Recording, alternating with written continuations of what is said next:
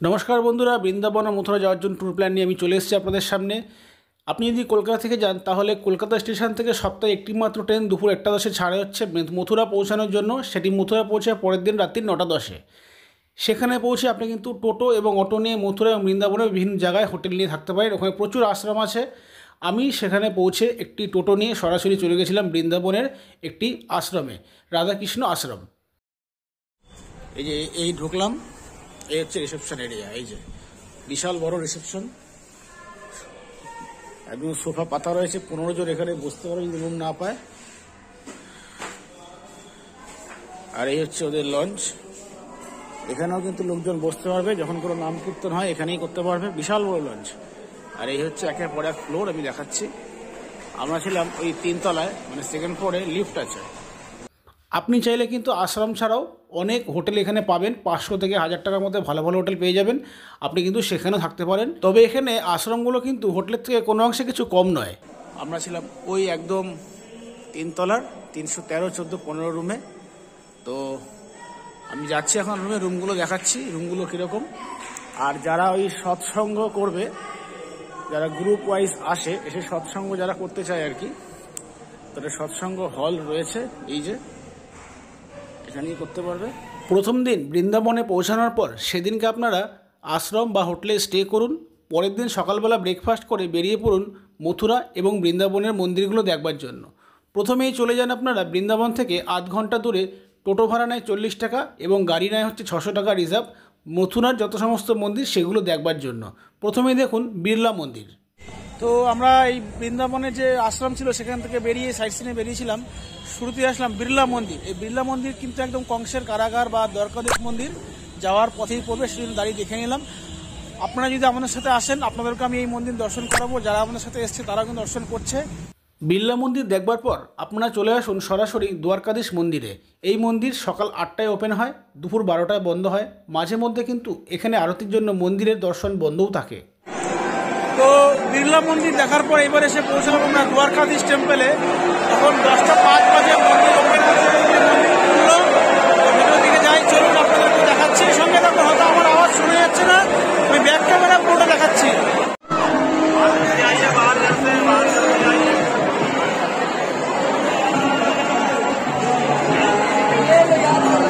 বৃন্দাবন, মথুরা, হরিদ্বার এবং উত্তরাখণ্ডের 4 ধাম সহ আপনারা যেখানেই ট্যুর প্যাকেজ করতে চান, আপনারা কিন্তু আমাদের সঙ্গে যোগাযোগ করতে পারেন। পালকি ট্যুর অ্যান্ড ট্রাভেলস নাম্বার আমি স্ক্রিনে দিয়ে দিচ্ছি, আপনারা চাইলে আমাদের সঙ্গেও আসতে পারেন।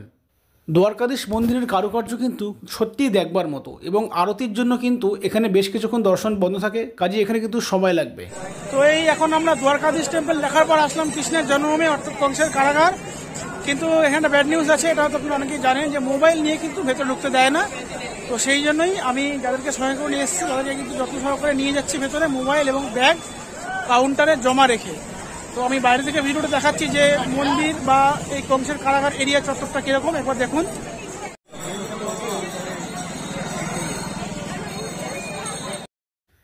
কৃষ্ণের জন্মভূমি দেখবার পর আপনারা কিন্তু ওই একই দিনে একই রুটে আপনারা কিন্তু গোবর্ধন পর্বত পরিক্রমা করতে পারেন। চাইলে কিন্তু কৃষ্ণের বাল্যবেলা গোকুলও ঘুরে আসতে পারেন। সেগুলো আমরাও গেছিলাম, ভিডিওগুলো নেই বলে আমি স্টিল ফটো আপনাদেরকে কিছুটা দিলাম।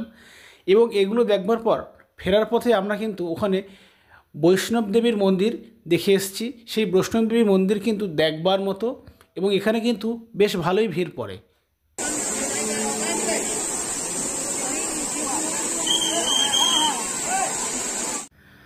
এই জয়মাতাদির মন্দির দর্শন করতে আপনাদের কিন্তু বেশ কিছুটা সময় লাগবে, এবং এইগুলো দেখতে দেখতেই আপনি সন্ধেবেলা পৌঁছে যান আপনার হোটেল বা আশ্রমে। মথুরার যত সমস্ত মন্দির আছে সেগুলি দেখবার পর আপনারা কিন্তু সন্ধেবেলা চলে আসতে পারেন বৃন্দাবনের এই প্রেম মন্দিরে। আর যদি আপনি বৃন্দাবনে স্টে করেন তাহলে তো আর কোনো কথাই নেই, জাস্ট খালি ওয়াকিং ডিস্টেন্স, 5 মিনিট মাত্র দূরত্ব। আর প্রেম মন্দির কিন্তু লাইটিংয়ের জন্য খুবই বিখ্যাত। এখানে কিন্তু রাতের বেলা একই মন্দিরে নানান ধরনের লাইটিং এখানে শো হয়। আর ভগবান শ্রীকৃষ্ণের লীলা কীর্তন থেকে শুরু করে বাল্যবেলার সমস্ত কিছু কিন্তু এই মন্দিরে রেপ্লিকা মডেল অনুযায়ী এখানে সাজানো হয়েছে। কাজেই চেষ্টা করবেন বৃন্দাবনে স্টে করলে এই মন্দিরটি রাতে দেখবার জন্য।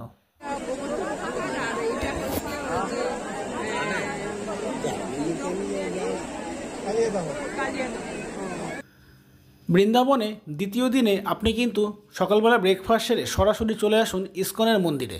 ইস্কনের মন্দির কিন্তু সকাল 8টায় ওপেন হয় এবং রাত্রি 8টায় বন্ধ হয়, মাঝখানে কিন্তু বেশ কিছু সময় বন্ধ থাকে।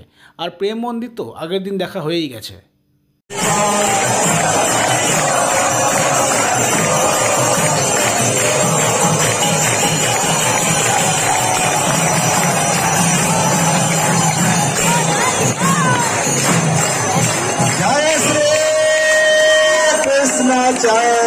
ইস্কনের মন্দির দেখবার পর আপনারা চলে আসেন নিধিবনে। এই নিধিবন কিন্তু খুবই বিখ্যাত একটি জায়গা, এটি কিন্তু একদম যমুনার তীরে অবস্থিত। এই নিধিবন যেমন দেখবার মতো, তেমন নিধিবনের পাশেই রয়েছে কিন্তু বাঁকে বিহারীর মন্দির।